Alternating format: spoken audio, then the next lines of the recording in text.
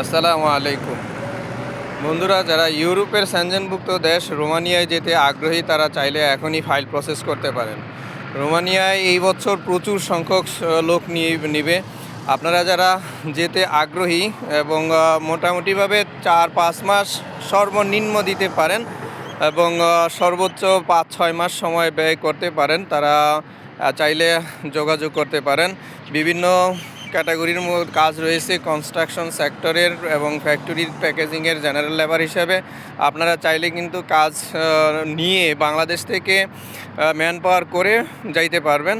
তো যারা যেতে আগ্রহী তাদেরকে বলবো যে এখনই ফাইল প্রসেস করতে পারেন। ফাইল প্রসেসের মধ্যে এখন আর ওই জটিলতা নাই। প্রথমে শুধুমাত্র পাসপোর্ট ইনফরমেশন পেজ আর ছবি দেওয়া লাগবে।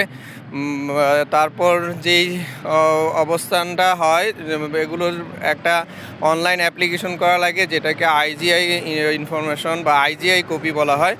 আইজিআই কপির পরে মূলত ফিজিক্যাল সাবমিশন করতে হয়। ওই সময়েরও বর্তমানে লাগে না, এই পুলিশ ক্লিয়ারেন্স লাগে না। পুলিশ ক্লিয়ারেন্সটা মূলত লাগে অ্যাম্বাসিতে ফাইল সাবমিশন করার সময়। তো যারা রোমানিয়ায় যেতে আগ্রহী তাহলে এখনই ফাইল প্রসেস করতে পারেন। এই ছিল মূলত আজকে রোমানিয়া সম্পর্কে একটা সামান্য ধারণা। আপনারা ভালো থাকবেন। আসসালামু আলাইকুম।